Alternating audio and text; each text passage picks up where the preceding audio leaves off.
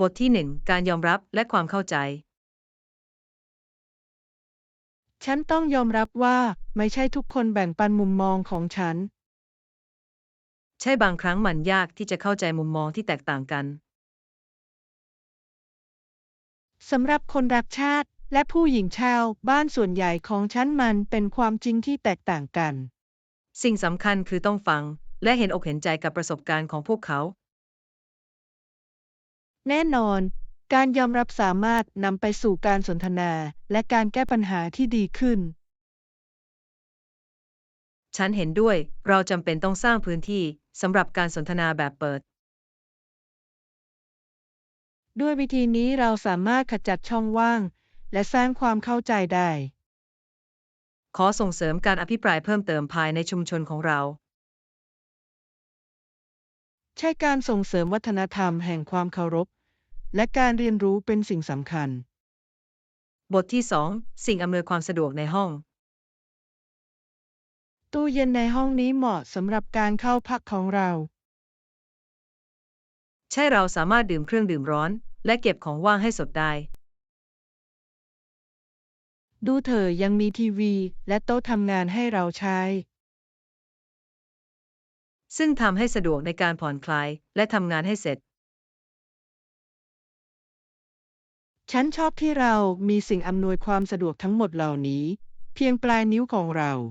มันยอดเยี่ยมเราสามารถเพลิดเพลินกับเวลาของเราที่นี่ได้อย่างสะดวกสบายฉันดีใจที่เราเลือกสถานที่นี้มันรู้สึกเหมือนบ้านที่อยู่ห่างจากบ้านแน่นอนมาใช้ประโยชน์สูงสุดในระหว่างการเข้าพักของเราฉันเห็นด้วยทุกสิ่งที่เราต้องการมันควรเป็นประสบการณ์ที่สนุกสนาน บทที่3การแบ่งปันข่าวร้ายฉันมีข่าวร้ายบางอย่างสำหรับคุณเกี่ยวกับแผนของเรา โอ้ไม่เกิดอะไรขึ้นฉันกลัวว่ามันเกี่ยวกับเพื่อนพลเมืองของเราและเหตุการณ์ล่าสุดของเรา ฟังดูร้ายแรงกรุณาบอกฉันเพิ่มเติมมีเหตุการณ์ที่ส่งผลกระทบต่อผู้ที่รักสันติภาพทั่วโลก นั่นเป็นสิ่งที่ทำให้หัวใจเสียใจเราต้องหาวิธีที่จะสนับสนุนพวกเขาฉันเห็นด้วยอย่างสมบูรณ์ สิ่งสำคัญคือต้องยืนด้วยกันในเวลาที่ยากลำบาก ใช่เราควรสร้างความตระหนักและช่วยเหลือตามที่เราทำได้มาพูดคุยกันว่าเราสามารถมีส่วนร่วมในเชิงบวกกับสถานการณ์ได้อย่างไร บทที่4บทสนทนาสภาพอากาศมันสดชื่นเมื่อฝนตกทำให้ทุกอย่างเย็นลง จริงแต่ฉันหวังว่ามันจะชัดเจนก่อนกิจกรรมกลางแจ้งของเรา ใช่เราต้องการสภาพอากาศที่ดีจริงๆ เพื่อให้มันประสบความสำเร็จ ฉันเห็นด้วย มันน่าผิดหวังถ้าฝนส่งผลกระทบต่อแผนของเรา มาจับตาดูพยากรณ์อากาศด้วยกัน ความคิดที่ดี เราสามารถปรับแผนของเราได้หากจำเป็น หวังว่าฝนจะผ่านไปอย่างรวดเร็ว ขยับนิ้ว ฉันรอคอยที่จะเพลิดเพลินกับอากาศบริสุทธิ์ ฉันด้วย มามองโลกในแง่ดีเกี่ยวกับสภาพอากาศ บทที่5การทำสวน ฉันต้องบอกว่าฉันชอบทำสวนจริงๆ มันช่วยให้ฉันผ่อนคลายหลังจากทำงานเป็นเวลานาน ฟังดูน่าอัศจรรย์ คุณมักปลูกอะไรในสวนของคุณ ฉันปลูกผักหลากหลายชนิดเช่นมะเขือเทศและพริกแต่ฉันชอบปลูกสมุนไพรเช่นโหระพาและสะระแหน่ด้วย สมุนไพรสดสามารถสร้างความแตกต่างในการปรุงอาหารได้ฉันสามารถจินตนาการได้ว่าการใช้สิ่งที่คุณปลูกด้วยตัวเองจะต้องน่าพอใจแค่ไหน แน่นอนมีบางอย่างพิเศษเกี่ยวกับการเลือกส่วนผสมสดจากสวนหลังบ้านของคุณเอง คุณมีดอกไม้เช่นกัน หรือเป็นผักและสมุนไพรสำหรับคุณอย่างเคร่งครัด ฉันมีดอกไม้ฉันปลูกดอกทานตะวันและดอกดาวเรืองเพื่อสีสันสดใส สิ่งเหล่านี้ต้องเพิ่มความสวยงามให้กับสวนของคุณ โดยเฉพาะอย่างยิ่งเมื่อดอกบานเต็มที่ ใช่และพวกมันดึงดูดผีเสื้อซึ่งทำให้ประสบการณ์ทั้งหมดมหัศจรรย์ยิ่งขึ้น บทที่ 6 เพลงคริสต์มาส คุณเคยอ่านเพลงคริสต์มาสหรือไม่ มันเป็นเรื่องราวที่น่าสนใจเกี่ยวกับชายชราที่ร่ำรวยแต่ขี้ขัดชนเอเบนเซอร์สักครู่ ใช่เขาปฏิเสธที่จะให้พนักงานของเขาค่าจ้างที่เหมาะสม หรือแม้กระทั่งหวังว่าพวกเขาจะมีความสุขในวันคริสต์มาส แน่นอนเป็นเรื่องยากที่จะเชื่อว่าใครบางคนอาจจะคุ้นเครื่องมากโดยเฉพาะในช่วงเทศกาลวันหยุด สิ่งที่ฉันพบว่าน่าสนใจคือเขาเปลี่ยนไปอย่างไร หลังจากการเยี่ยมชมที่น่าอัศจรรย์เหล่านั้นในวันคริสต์มาสอีฟ ใช่ไหมพีแสดงให้เขาเห็นถึงผลที่ตามมาของการกระทำของเขา ซึ่งทำให้เขาไตร่ตรองถึงชีวิตของเขาจริง เป็นการเตือนความทรงพลังเกี่ยวกับความสำคัญของความเมตตาและความเอื้ออาทร ๆ และในตอนท้ายเขาจะกลายเป็นคนที่แตกต่าง อย่างสิ้นเชิงโอบกอดจิตวิญญาณของคริสต์มาส การเปลี่ยนแปลงของเขาเป็นแรงบันดาลใจมาก มันแสดงให้เห็นว่ามันไม่สายเกินไปที่จะเปลี่ยนแปลงไปสู่สิ่งที่ดีขึ้น แน่นอนว่ามันเป็นบทเรียนที่เหนือการเวลาที่ตอบสนองกับทุกคนโดยไม่คำนึงถึงอายุ บทที่ 7 ความงามตามธรรมชาติของฮาวาย คุณรู้หรือไม่ว่าฮาวายเป็นที่ตั้งของดอกไม้และต้นไม้ที่สวยงามมากมาย ใช่มันน่าสนใจ คนแรกที่อาศัยอยู่ในฮาวายคือชาวโพลิเนเซีย ซึ่งนำวัฒนธรรมและประเพณีมาด้วย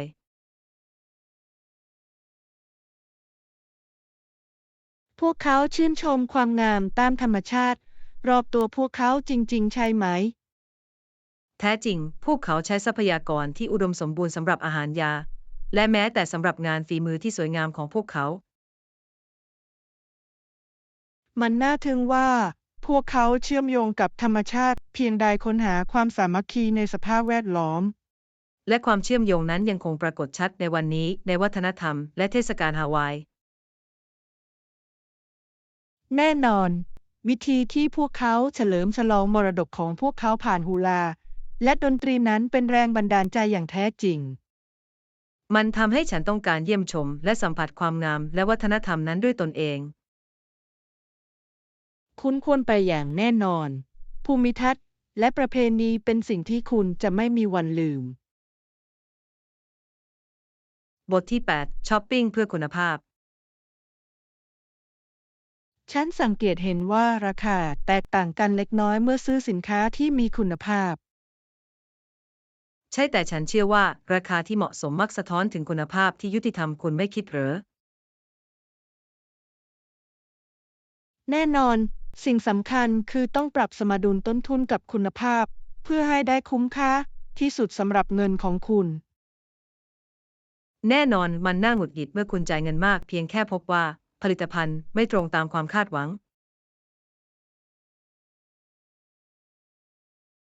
นั่นคือเหตุผลที่ฉันอ่านบทวิจารณ์เสมอก่อนทำการซื้อมัน ช่วยให้ฉันตัดสินใจอย่างมีเหตุผล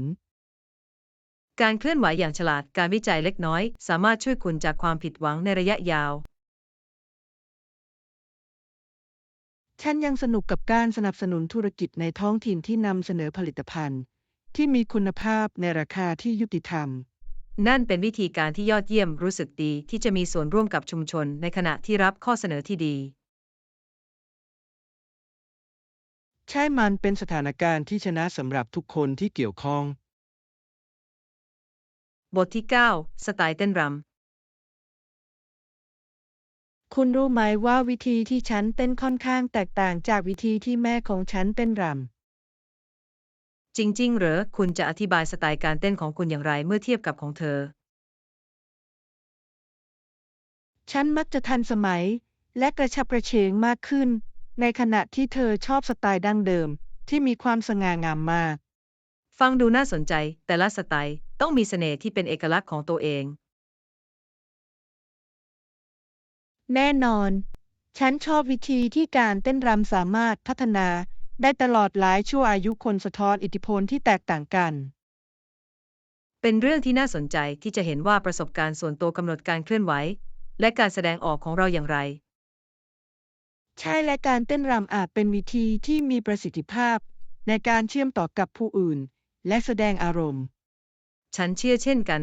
มันสามารถเล่าเรื่องราวได้โดยไม่ต้องใช้คำใดๆเลย แน่นอน มันเป็นหนึ่งในแง่มุมที่สวยงามของการเต้นรำที่ดึงดูดผู้คนจำนวนมาก บทที่ 10 ความตรงเวลา ใช้ความตรงต่อเวลามีค่าสูงในหลายวัฒนธรรม โดยเฉพาะอย่างยิ่งในสภาพแวดล้อมทางธุรกิจ ฉันเห็นด้วยสิ่งสำคัญคือต้องมาถึงตรงเวลาสำหรับการประชุม เพื่อแสดงความเคารพต่อตารางเวลาของทุกคน แน่นอน มันกำหนดโทนเสียงระดับมืออาชีพ และแสดงให้เห็นถึงความมุ่งมั่นของคุณ และการล่าช้าอาจทำให้เกิดความเครียดที่ไม่จำเป็นสำหรับทุกคนที่เกี่ยวข้องคุณไม่คิดเหรอ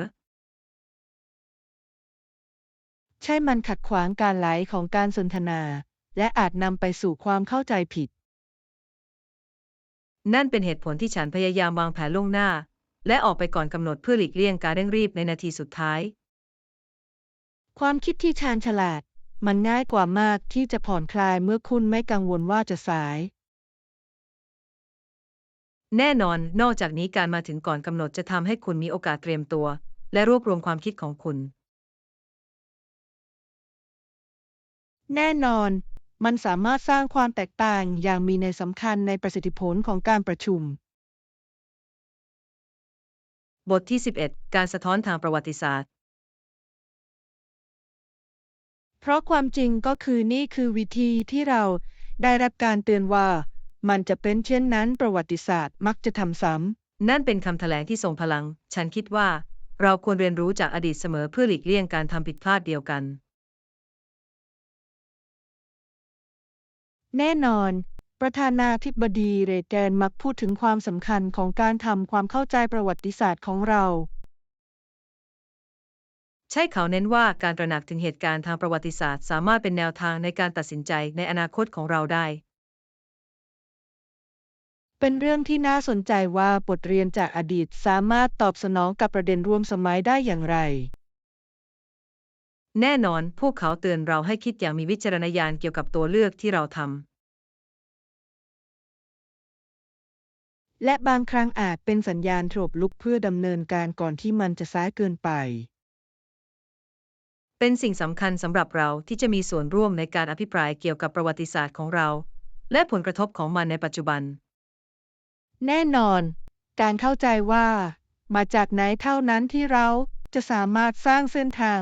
ที่ดีขึ้นไปข้างหน้าได้ บทที่ 12 เคล็ดลับการทำอาหาร บางครั้งการทำอาหารอาจยุ่งยากแต่ฉันมีเคล็ดลับบางประการที่อาจช่วยได้ โอ้ฉันอยากได้ยินพวกเขา คุณแนะนำอะไร เพียงอย่าลืมนวดแป้งให้ดีมันช่วยพัฒนากลูเตนเพื่อเนื้อสัมผัสที่ดีขึ้น ฟังดูสำคัญ ฉันมักข้ามขั้นตอนนั้นเมื่อฉันรีบเร่ง ฉันเข้าใจ แต่การใช้เวลาพิเศษนั้นสามารถสร้างโลกแห่งความแตกต่างในผลิตภัณฑ์ขั้นสุดท้าย ฉันจะจำไว้ในครั้งต่อไปที่ฉันอบขนมปังอย่างแน่นอน นอกจากนี้การปล่อยให้แป้งพักเป็นสิ่งสำคัญมันช่วยให้รสชาติพัฒนาได้อย่างเต็มที่ เคล็ดลับที่ยอดเยี่ยม ฉันเห็นว่าสิ่งนี้จะช่วยเพิ่มรสชาติได้อย่างมีนัยสำคัญ การทำอาหารคือความอดทน และการฝึกฝนยิ่งคุณทำมากเท่าไหร่คุณก็ยิ่งดีขึ้นเท่านั้น บทที่ 13 ประสบการณ์การรับประทานอาหาร แน่นอน หลังจากวางอาหารไว้บนจาน แล้วสิ่งสำคัญคือต้องกลับไปที่โต๊ะอย่างสงบ ใช่มันสร้างประสบการณ์การรับประทานอาหารที่สนุกสนานมากขึ้น เมื่อทุกคนตั้งใจและพร้อมรับประทาน ฉันคิดว่ามันเพิ่มบรรยากาศทำให้ทุกคนชื่นชมมื้ออาหารด้วยกัน แน่นอนนอกจากนี้ยังช่วยให้คุณได้สักครู่ในการไตร่ตรองถึงอาหารแสนอร่อยที่คุณเพิ่งเลือก และการแบ่งปันอาหารกับผู้อื่นทำให้มันพิเศษยิ่งขึ้น ฉันชอบวิธีที่อาหารสามารถนำผู้คนมารวมกันสร้างความทรงจำที่ยั่งยืน ใช่มันเป็นภาษาสากลที่ข้ามขอบเขตทางวัฒนธรรม การรับประทานอาหารด้วยกันเป็นวิธีที่มีความหมายในการเชื่อมต่อและแบ่งปันเรื่องราว แน่นอน มันเป็นหนึ่งในความสุขง่ายๆของชีวิตที่ไม่ควรถูกมองข้าม บทที่ 14 กิจวัตรตอนเช้า แน่นอนว่าฉันจะตั้งค่าโทรปลุกสำหรับคุณเช่นกันมันไม่ใช่ปัญหาเลย นั่นเป็นความรอบคอบของเธอ ตอนเช้าอาจเป็นเรื่องเร่งรีบมากถ้าคุณไม่เตรียมพร้อม ฉันเข้าใจอย่างสิ้นเชิงการมีสายโทรปลุกที่เชื่อถือได้สามารถสร้างความแตกต่างได้จริงช่วยในการเริ่มต้นวันหยุดด้วยเท้าขวา โดยเฉพาะอย่างยิ่งเมื่อคุณมีแผนที่สำคัญ ๆ แน่นอน ฉันเชื่อว่ากิจวัตรตอนเช้าที่ดีจะกำหนดโทนเสียงตลอดทั้งวัน ฉันไม่สามารถเห็นด้วยได้อีก ฉันชอบที่จะใช้เวลาสักครู่เพื่อเพลิดเพลินกับกาแฟสักถ้วยก่อนดำดิ่งลงไปในงานของฉัน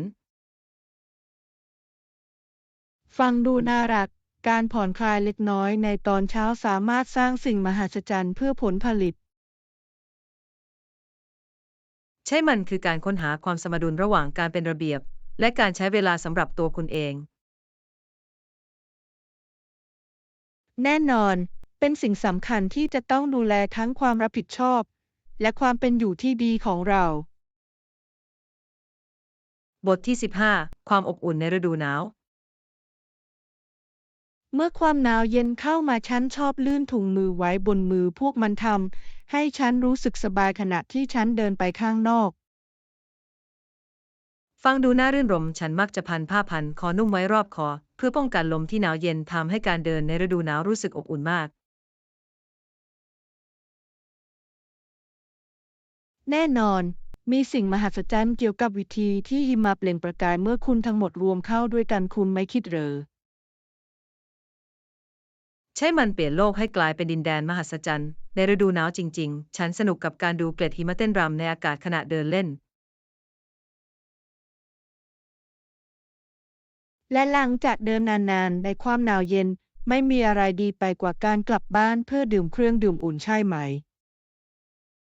แน่นอนช็อกโกแลตร้อนกับมัดเมโลเป็นวิธีที่ฉันชอบในการอุ่นเครื่องหลังจากอยู่ข้างนอก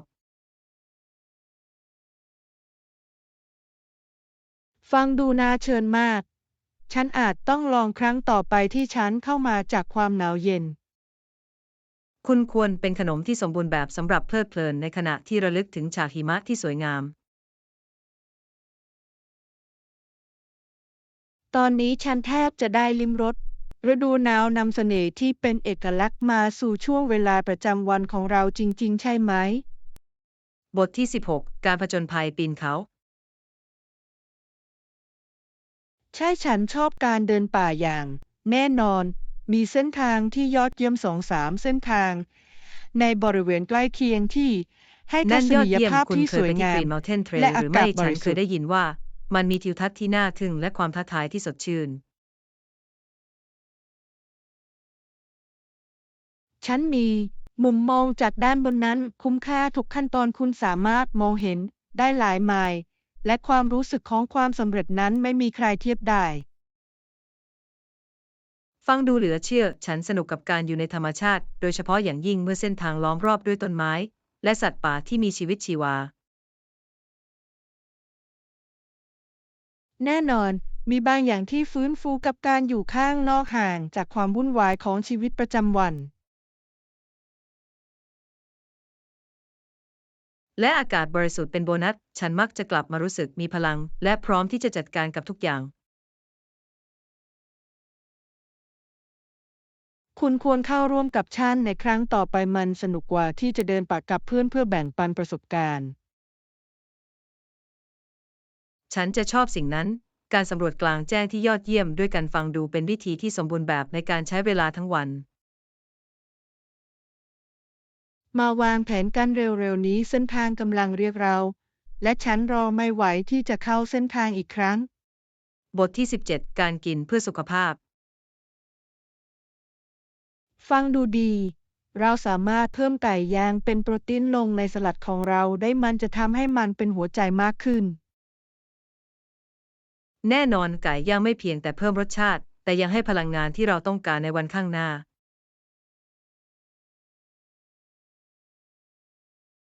นอกจากนี้ยังใช้งานได้หลากหลายเราสามารถปรุงรสได้หลายวิธีเพื่อให้สิ่งต่างๆน่าตื่นเต้น แน่นอนฉันชอบทดลองกับหมักและเครื่องเทศที่แตกต่างกันมันเปลี่ยนทุกมื้อให้กลายเป็นประสบการณ์ที่น่ารื่นรมย์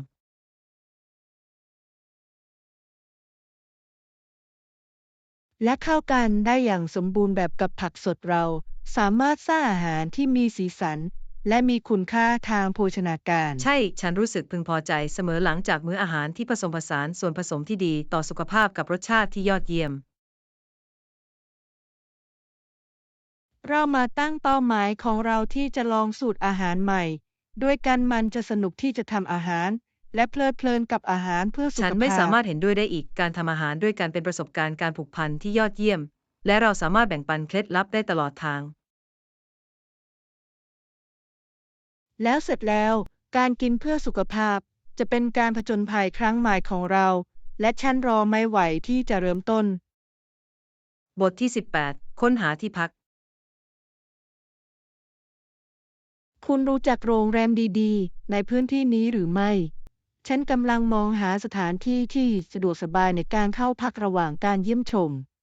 ใช่ฉันขอแนะนำให้เช็คอินฮิลตันมีสิ่งอำนวยความสะดวกที่ยอดเยี่ยม และตั้งอยู่ในทำเลสะดวกใกล้สถานที่ท่องเที่ยวยอดนิยม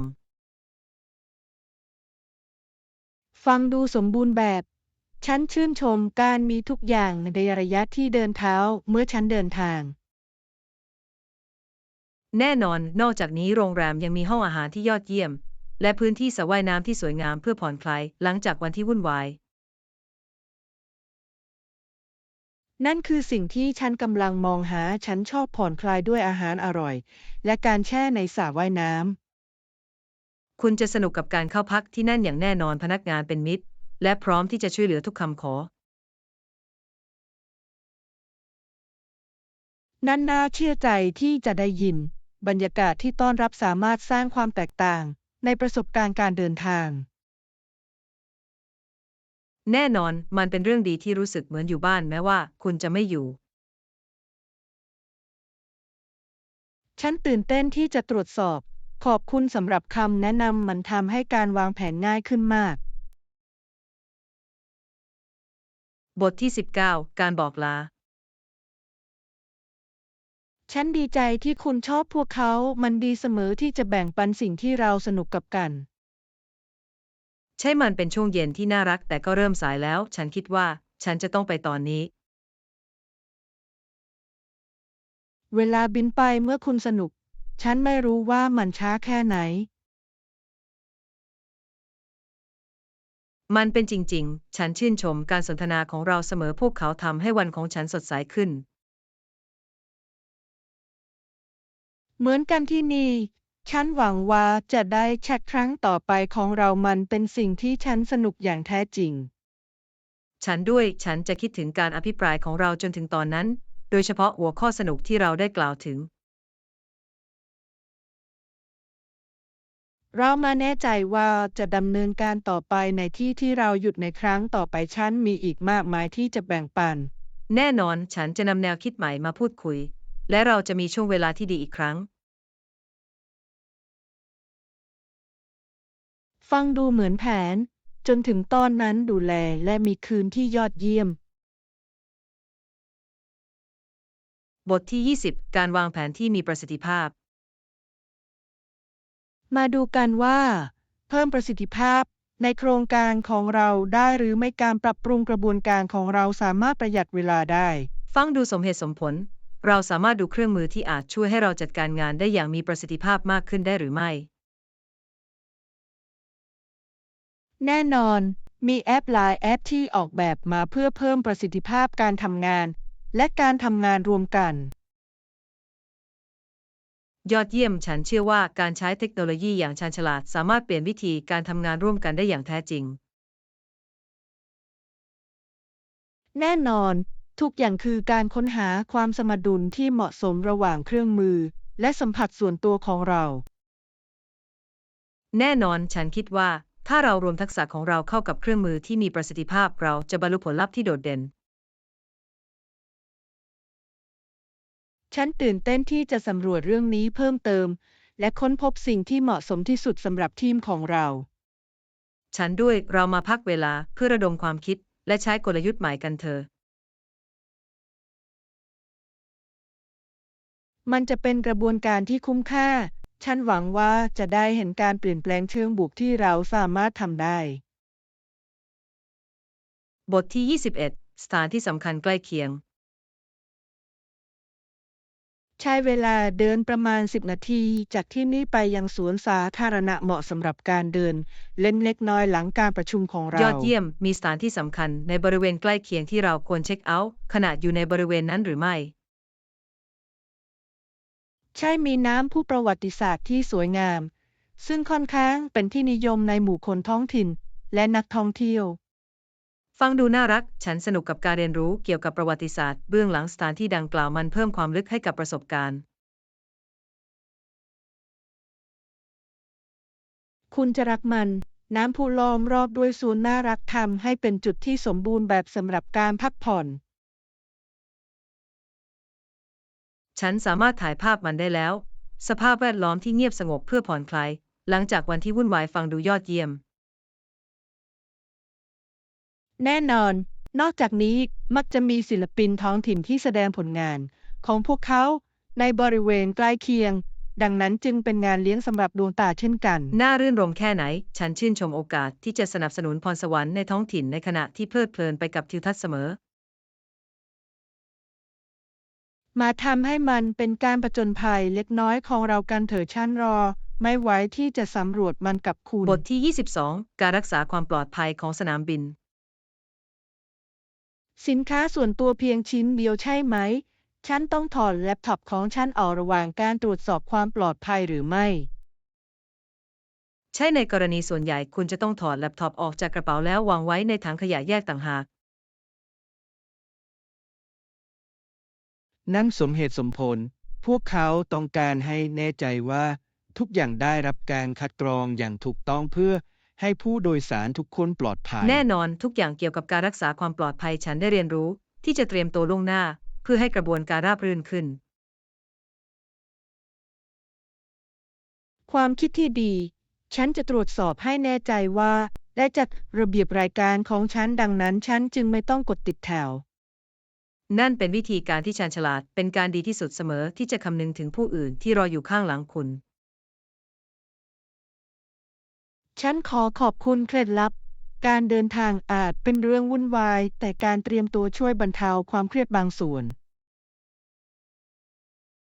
แน่นอนการวางแผนเล็กน้อยช่วยให้การเดินทางสนุกสนานยิ่งขึ้น ฉันตื่นเต้นกับการเดินทางครั้งนี้ ขอบคุณสำหรับคำแนะนำตอนนี้ฉันรู้สึกพร้อมสำหรับประสบการณ์สนามบินมากขึ้น บทที่ 23 การนำมาใช้ใหม่เชิงสร้างสรรค์ ฟังดูน่าอัศจรรย์ ฉันได้พยายามเปลี่ยนเฟอร์นิเจอร์เก่า เพื่อทำให้มันมีชีวิตใหม่ และมันคุ้มค่ามาก ฉันรักความคิดนั้นเป็นวิธีที่ยอดเยี่ยมในการตระหนักถึงสิ่งแวดล้อมในขณะที่สร้างสรรค์ แน่นอน ฉันเปลี่ยนเก้าอี้เก่า ให้กลายเป็นกระถางต้นไม้ที่สวยงาม และมันเพิ่มลักษณะดังกล่าวให้กับสวนของฉัน นั่นเป็นแรงบันดาลใจมาก ฉันอยากได้ยินเพิ่มเติมเกี่ยวกับโครงการที่คุณเสร็จสมบูรณ์ แน่นอน แต่ละชิ้นบอกเล่าเรื่องราว และฉันสนุกกับความท้าทายในการจินตนาการถึงสิ่งใหม่จากเก่า มันเหมือนกับการให้เฟอร์นิเจอร์โอกาสครั้งที่สองและฉันชื่นชมมุมมองนั้น แน่นอน นอกจากนี้ยังเป็นจุดเริ่มต้นการสนทนาที่ยอดเยี่ยมเมื่อแขกมาเยี่ยมชม ฉันจินตนาการได้มันยอดเยี่ยมที่จะแบ่งปันการเดินทางที่สร้างสรรค์กับผู้อื่น ลองระดมความคิดด้วยกันฉันคิดว่าเราสามารถสร้างสิ่งที่พิเศษจริงบทที่ 24 การฟังอย่างกระตือรือ ๆ ใช่ฉันเป็นสื่อกลางผ่านวิดีโอคอลและส่งเสริมการฟังอย่างกระตือรือร้นเพื่อให้เข้าใจทุกด้านของการสนทนา นั่นเป็นทักษะที่สำคัญมาก ช่วยให้มั่นใจได้ว่าทุกคนรู้สึกได้ยิน และมีค่าในระหว่างการสนทนา แน่นอน การฟังอย่างกระตือรือร้นส่งเสริมการสื่อสารที่ดีขึ้น และสามารถนำไปสู่ผลลัพธ์ที่มีประสิทธิภาพมากขึ้น ฉันเห็นด้วยอย่างสมบูรณ์ มันน่าทึ่งว่า เราสามารถเรียนรู้ได้มากแค่ไหนเมื่อเราให้ความสนใจกับผู้อื่นอย่างแท้จริง ใช่ไหม ฉันสนับสนุนให้ผู้คนถามคำถามที่ชี้แจงเพื่อความเข้าใจที่ลึกซึ้งยิ่งขึ้น นั่นเป็นกลยุทธ์ที่ยอดเยี่ยม มันแสดงให้เห็นว่าคุณมีส่วนร่วม และสนใจในสิ่งที่พวกเขาพูดอย่างแท้จริง แน่นอน มันสร้างสภาพแวดล้อมเชิงบวกที่ทุกคนรู้สึกสบายใจแบ่งปันความคิดของพวกเขา ฉันชื่นชมแนวทางของคุณ การรักษาความสัมพันธ์ที่มีความหมายเป็นสิ่งสำคัญในโลกที่กำลังเติบโตอย่างรวดเร็วในปัจจุบัน ขอบคุณ ฉันหลงใหลในการพัฒนาทักษะการสื่อสารพวกเขาจำเป็นในทุกแง่มุมของชีวิต บทที่ 25 ข้อมูลเชิงลึก ฉันคิดว่าเราจะช่วยกันและการพัฒนาทักษะของเราได้อย่างไร โดยเฉพาะอย่างยิ่งเมื่อพูดถึงการเรียนรู้สิ่งใหม่ฮ่าฮ่า แน่นอนการแบ่งปันประสบการณ์และข้อมูลเชิงลึกของเราสามารถสร้างความแตกต่างได้จริงๆ คุณไม่คิดเหรอ ใช่และฉันเชื่อว่าการให้ข้อเสนอแนะที่สร้างสรรค์เป็นสิ่งสำคัญ ช่วยให้เราเติบโตและมองสิ่งต่างๆจากมุมมองที่แตกต่าง แน่นอนตัวอย่างเช่น หากเราคนหนึ่งดิ้นรนกับการออกเสียงอีกคนหนึ่งสามารถให้เคล็ดลับ หรือแม้แต่ฝึกด้วยกัน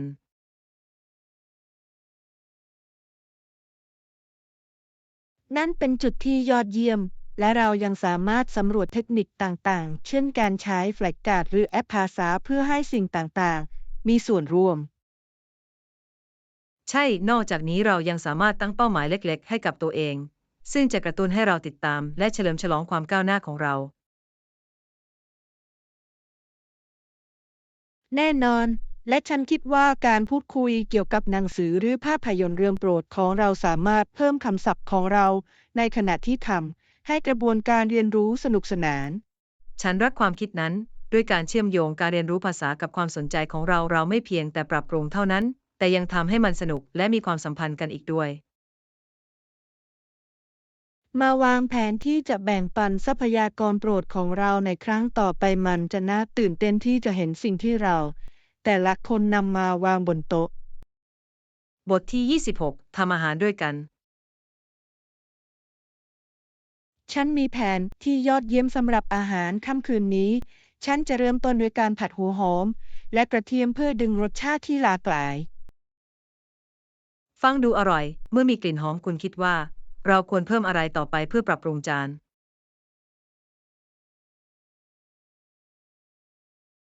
ฉันกำลังคิดที่จะเพิ่มผักสดพวกเขาไม่เพียงแต่จะเพิ่มสีเท่านั้นแต่ยังเป็นองค์ประกอบที่มีคุณค่าทางโภชนาการให้กับมื้ออาหารขทางอง เลื เรา อกที่ ด้ ย ว อย ดเยี่ยม และบางทีสมุนไพรเล็กน้อยจะยกระดับรสชาติให้มากขึ้นคุณคิดอย่างไร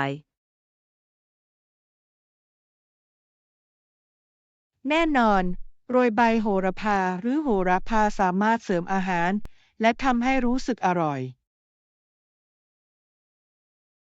ฉันชอบวิธีที่เราสามารถทำงานร่วมกันในห้องครัวมันทำให้การทำอาหารด้วยกันไม่เพียง แต่มีประสิทธิผลเท่านั้นแต่ยังสนุกอีกด้วย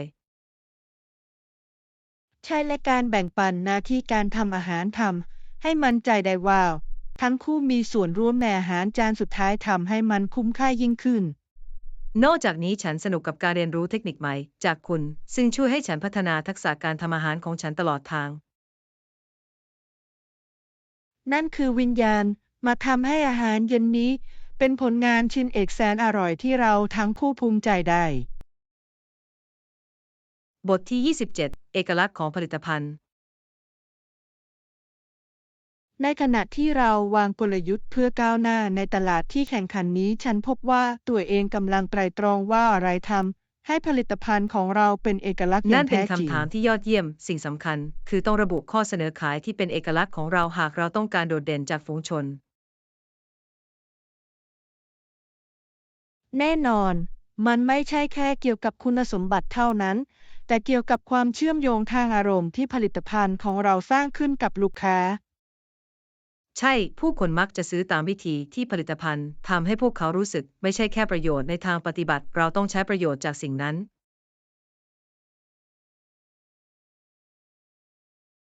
ถูกต้อง และการเล่าเรื่องสามารถเป็นเครื่องมือที่มีประสิทธิภาพในการถ่ายทอดความสัมพันธ์ทางอารมณ์ นั้นการแบ่งปันเส้นทางของแบรนด์ของเราสามารถตอบสนองกับลูกค้าที่มีศักยภาพ แน่นอนหากเราสามารถเน้นค่านิยม และภารกิจที่อยู่เบื้องหลังผลิตภัณฑ์ของเรามันสามารถสร้างฐานลูกค้าที่ภักดีและเชื่อในตัวเราได้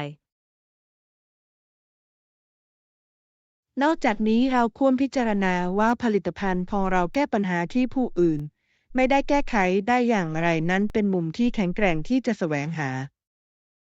แน่นอน นวัตกรรมไม่เพียงแต่ดึงดูดความสนใจ แต่ยังสร้างความไว้วางใจหากผู้คนมองว่า เราเป็นผู้แก้ปัญหาพวกเขามีแนวโน้มที่จะเลือกเรา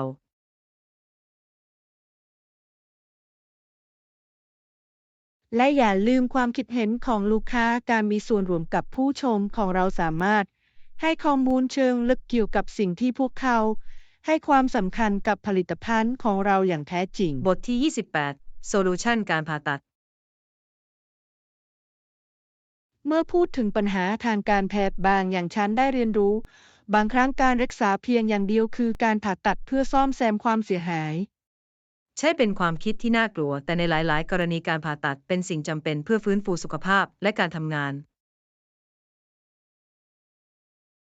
แน่นอนเป็นเรื่องที่น่าสนใจว่า ความก้าวหน้าทางการแพทย์ทำให้ขั้นตอนเหล่านี้ปลอดภัย และมีประสิทธิภาพมากขึ้นในช่วงหลายปีที่ผ่านมา แน่นอนแต่กระบวนการกู้คืนอาจมีความสำคัญเช่นเดียวกับการผ่าตัดเอง ซึ่งมักต้องใช้เวลาและการดูแลในโรงพยาบาล ถูกต้อง นั่นเป็นเหตุผลว่าทำไมการเลือกสถานที่ และศัลยแพทย์ที่เหมาะสม จึงเป็นสิ่งสำคัญคุณต้องการให้แน่ใจว่าคุณอยู่ในมือที่มีความสามารถตลอดทั้งกระบ แน่ วน นอน การ และการมีระบบสนับสนุนในระหว่างการกู้คืนสามารถสร้างความแตกต่างอย่างมากในการรักษาเร็วแค่ไหน ใช่ การสนับสนุนทางอารมณ์และร่างกายเป็นสิ่งสำคัญ โรงพยาบาลมักจะหาทรัพยากรเพื่อช่วยผู้ป่วย และครอบครัวของพวกเขาในการเดินทางนี้ และเราควรพิจารณาถึงความสำคัญของการดูแลติดตามเป็นสิ่งสำคัญสำหรับการตรวจสอบความคืบหน้า และจัดการกับภาวะแทรกซ้อนที่อาจเกิดขึ้น แน่นอน เส้นทางสู่การฟื้นตัวอาจยาวนาน แต่ด้วยวิธีการที่ถูกต้องหลายคนสามารถฟื้นฟูสุขภาพ และความเป็นอยู่ที่ดีได้ บทที่ 29 ผลของการใช้สเตียรอยด์ เป็นเรื่องที่น่าตกใจที่จะค้นพบว่าการใช้สเตียรอยด์สามารถนำไปสู่ปัญหาสุขภาพที่สำคัญ ได้อย่างไรโดยเฉพาะในผู้ชายซึ่งอาจส่งผลให้การทำงานของลูกอัณฑะลดลง ใช่ผลข้างเคียงอาจค่อนข้างรุนแรง และเป็นสิ่งสำคัญสำหรับผู้ใช้ที่จะต้องตระหนักถึงความเสี่ยงเหล่านี้ก่อนพิจารณาสารดังกล่าว แน่นอน หลายคนไม่รู้ว่าการแสวงหาความสมบูรณ์แบบทางร่างกายอาจส่งผลร้ายแรงต่อสุขภาพของพวกเขา และมันไม่ใช่แค่ผู้ชายผู้หญิงที่ใช้สเตียรอยด์สามารถประสบกับภาวะแทรกซ้อนของตนเอง เช่นความไม่สมดุลของฮอร์โมน แน่นอน มันน่าสนใจว่าสารเหล่านี้สามารถรบกวนกระบวนการทางธรรมชาติของร่างกายได้อย่างไรนำไปสู่ผลกระทบที่ยั่งยืน ซึ่งอาจไม่ย้อนกลับไปอย่างสมบูรณ์ ใช่และเป็นสิ่งสำคัญที่จะส่งเสริมทางเลือกที่ดีต่อสุขภาพเพื่อเพิ่มประสิทธิภาพหรือร่างกายโดยไม่เกิดอันตรายที่เกี่ยวข้องกับสเตียรอยด์ แน่นอน การศึกษามีบทบาทสำคัญในการช่วยให้บุคคลตัดสินใจเลือกอย่างมีข้อมูลเกี่ยวกับเป้าหมายด้านสุขภาพ และการออกกำลังกายของพวกเขา นอกจากนี้การส่งเสริมวัฒนธรรมที่ให้ความสำคัญกับความสำเร็จทางธรรมชาติมากกว่าการปรับปรุงเทียมเป็นสิ่งจำเป็นสำหรับสุขภาพในระยะยาว แน่นอน ด้วยการสนับสนุนการสนทนาแบบเปิดเกี่ยวกับความเสี่ยงของการใช้สเตียรอยด์เราสามารถช่วยปกป้องคนรุ่นอนาคตจากการตัดสินใจที่เป็นอันตราย บทที่ 30 ข้อควรพิจารณาสภาพอากาศ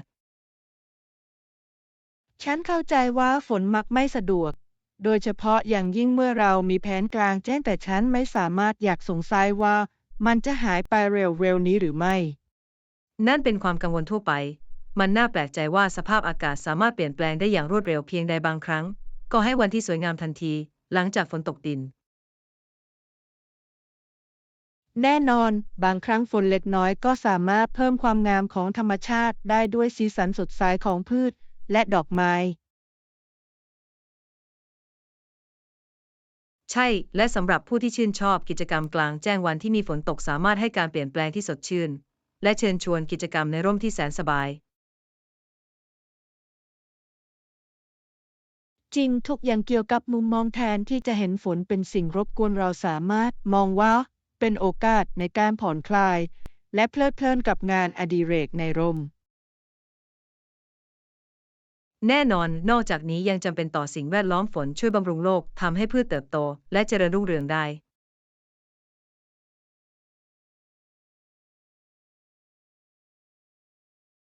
นั่นเป็นจุดที่ยอดเยี่ยม ดังนั้นแทนที่จะกังวลเกี่ยวกับฝนเราสามารถกอดมัน และรอคอยสิ่งที่ตามมา